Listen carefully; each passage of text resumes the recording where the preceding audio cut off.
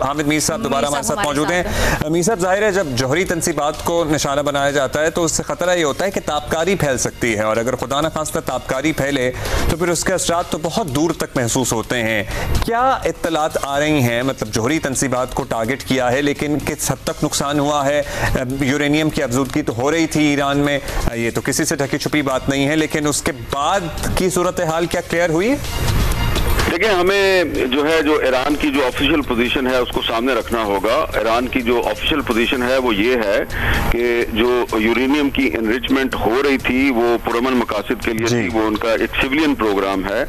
और वो उसके लिए हो रही थी, और उसकी जो परसेंटेज है वो 100% एनरिचमेंट नहीं थी, 60% थी। हाँ, 60 और 80 के दरमियान है,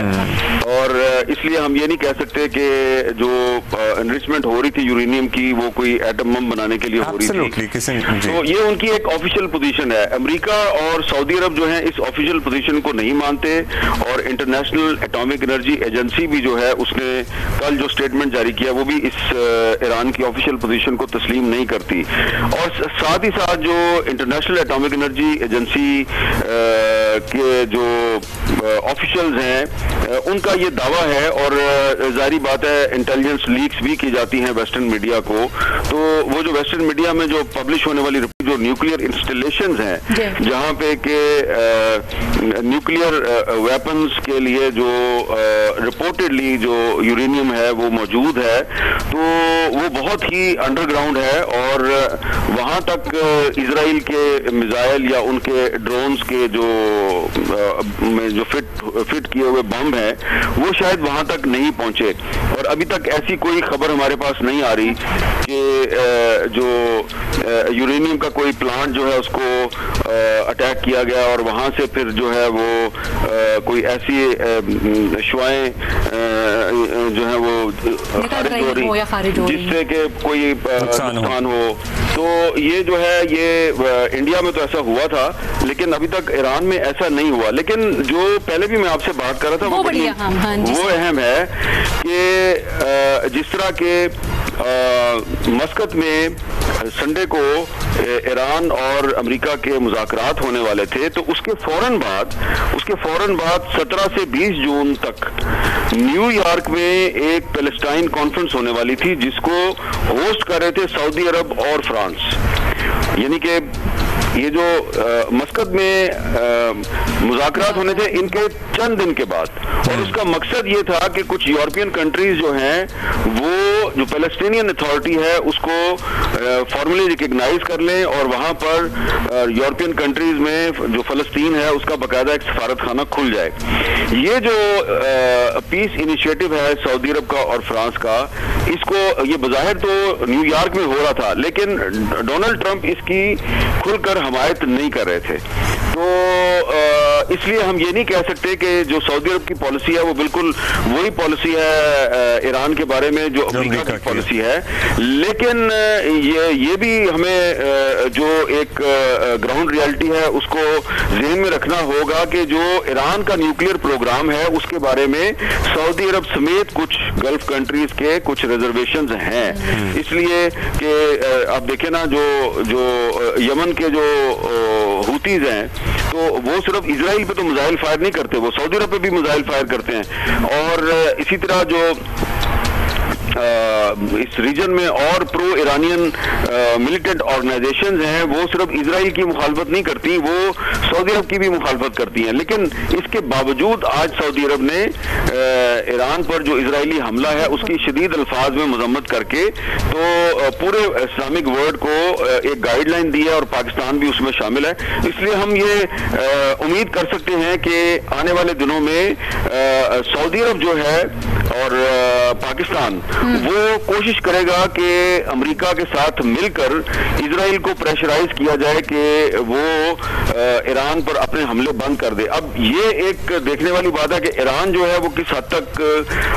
पाकिस्तान और सऊदी अरब के जो इनिशिएटिव है उसको कितना पॉजिटिव रिस्पांस देता है। लेकिन जो स्टेटमेंट आई है सऊदी अरब और पाकिस्तान की उसमें जो बहुत ज्यादा सिमिलरिटी और मुमासलत है वो बहुत खुश आइंदा है। अच्छा मीर साहब, इतनी आपने अहम बात की, जो जोग्राफियाई इस वक्त माहौल है, हम वैसे तो रिवायती तौर पर कहते हैं मफादात की दुनिया है, लेकिन कुछ हद तक ये सही भी है। आप देखिए सऊदी अरब खित्ते में डेवलपमेंट कर रहा है इकोनॉमिकली, अगर वो पूरी की पूरी पट्टी को देखें जहाँ वो नए शहर आबाद कर रहा है, फिर अमेरिका में उसने इन्वेस्टमेंट किया है। क्या आप समझते हैं कि जो भी मामला हो जाए, क्या इस वक्त ईरान को भी वो उस तरह खुलकर रिस्पॉन्ड करने के लिए उसकी हिमायत करेंगे? क्या वो चाहेंगे तनाज़ा मजीद एक्सपैंड हो? देखिए, तनाज़े का एक्सपेंड होना तो ना तो ईरान के मुफाद में है, ना ही पाकिस्तान के मुफाद में है, किसी के भी मुफाद में नहीं है। लेकिन देखें, जब हम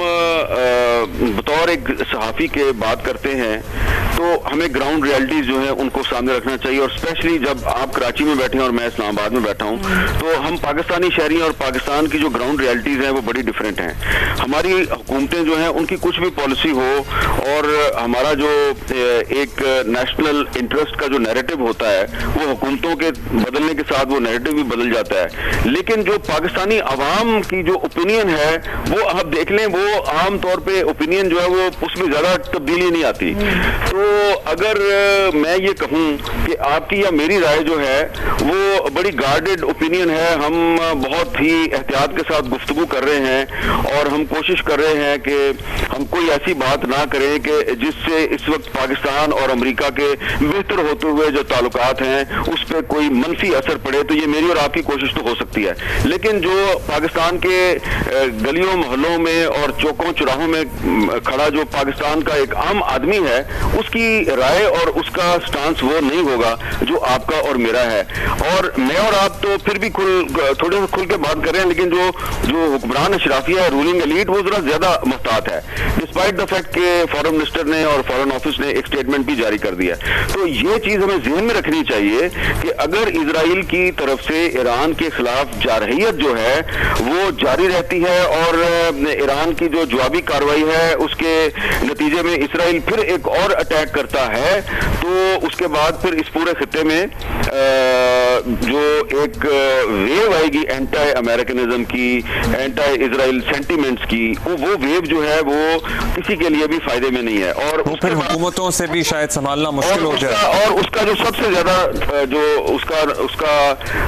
फायदा है वो एक्सट्रीमिस्ट फोर्सेस उठाएंगी। तो इसलिए मैं समझता हूं कि जो इजराइल ने अटैक किया ईरान पर और उसके बाद जो अमेरिका है, अगर वो बहुत खुलकर इजरायली जारहियत की मजम्मत नहीं करता, तो ये दरअसल जो एक्सट्रीमिस्ट फोर्सेस हैं उनके हाथ मजबूत करने के मुतरादिफ होगा। तो इसलिए मैं ये आजाना तौर पे ये समझता हूं कि जो हमारी जो स्ट्रीट और चौक और चौराहे की जो विजडम है उसको हमें बिल्कुल भी नजरअंदाज नहीं करना चाहिए। पाकिस्तान जो है वो अगर एक मुल्क है तो पाकिस्तान के अवाम से है और पाकिस्तान के अवाम की जो राय है उसको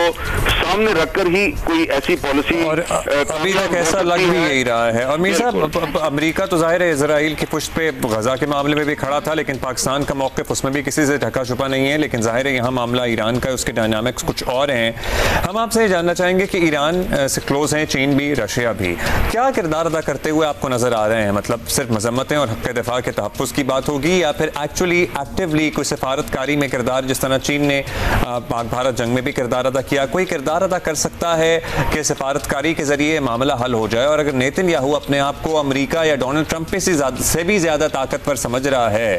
तो आपको नहीं लगता कि डोनाल्ड ट्रंप भी कहीं किसी पॉइंट पे जाके रोकेंगे या कोशिश करेंगे, या बड़ा मुश्किल है अभी उस पॉइंट तक जाना? अच्छा अब्दुल्ला साहब, मैं बिल्कुल आपके सवाल का जवाब देता हूं, लेकिन जैसा कि मैं पहले भी जिक्र कर रहा था कि सबसे पहले पाकिस्तान है और पाकिस्तान के अवाम है। तो हमारे जो फॉरेन मिनिस्टर हैं इसहाक डार साहब, उन्होंने पहले तो एक स्टेटमेंट जारी किया था ईरान पर इजरायली जारहियत की, उन्होंने शदीद अल्फाज में मजम्मत की। अब उन्होंने एक और स्टेटमेंट जारी किया है, शायद वो अभी आप तक पहुंच जाएगा। क्या सर? और वो ये कह रहे हैं कि in order to ensure safety and security of our national यानी कि ज़ायरीन in Iran, we have activated a 24/7 crisis management unit at Ministry of Foreign Affairs. Pakistan Embassy in Tehran has also been directed to provide all facilitation to community members, Zairins. The embassy hotline number is 00982166941388. अब जरा ये मैंने इसलिए पूरा statement आपको पढ़ के सुना दिया है कि जरा आप सोचें कि इस वक्त पाकिस्तान के हजारों जो शहरी हैं वो बतौर ज़ायरीन इस वक्त ईरान में मौजूद हैं, और पाकिस्तान ने जो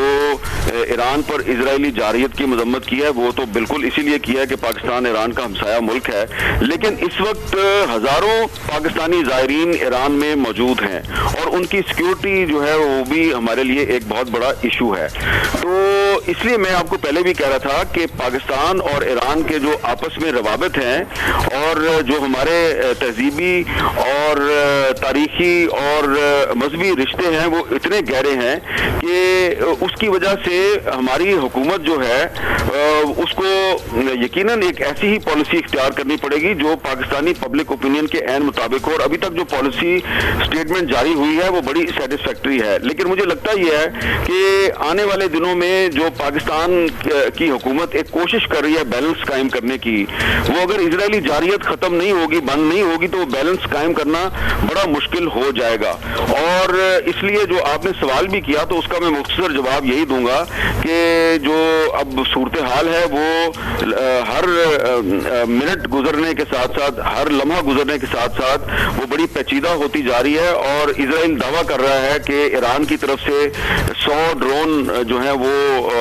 भेज दिए गए हैं इजराइल के खिलाफ, अटैक कर दिया गया है इजराइल के खिलाफ। अभी तक ईरान ने ऑफिशियली इसका इजहार नहीं किया, लेकिन अब अगर जिस तरह के हमारे फॉरेन ऑफिस ने कहा है कि यूएन चार्टर के आर्टिकल 51 के तहत ईरान के पास जवाब देने का हक महफूज है और ईरान एक भरपूर जवाब दे देता है, तो उसके बाद फिर इजराइल को ये जो सिलसिला है इसको बंद कर देना चाहिए, जवाब नहीं देना चाहिए। जवाब का सिलसिला शुरू होगा तो फिर ईरान भी उसमें जो है वो किसी रिलक्टेंस से काम नहीं लेगा, ईरान भी बार बार जवाब देगा, और सिचुएशन जो है वो मुझे ये कहते हुए काफी खौफ महसूस हो रहा है। लेकिन ऐसा ना हो कि पूरा रीजन जो है उसमें आग लग जाए, और अगर पूरे रीजन में आग लगेगी तो हम एक थर्ड वर्ल्ड वॉर की तरफ भी बढ़ सकते हैं, क्योंकि ऐसे खदशात जाहिर किए जा रहे हैं। लेकिन at the same time Mir साहब, आपको लगता है कि जाहिर है हम जहां देखें कि इजरायली इंटेलिजेंस ईरान में बहुत हद तक इन्फिल्ट्रेट कर गई है, वो जहां चाहते हैं जिसको चाहते हैं टारगेट कर लेते हैं, लेकिन at the same time Iran एक बहुत बड़ा मुल्क है, हमसे बड़ा है जाहिर है, और उन्होंने 10-10 साल भी जंग लड़ी है। सो इजराइल के लिए भी अभी ऐसा लग रहा होगा कि उन्होंने बड़ी बर्तरी हासिल कर ली है, लेकिन अगर ये जंग तवील चली तो इजराइल को भी बहुत नुकसान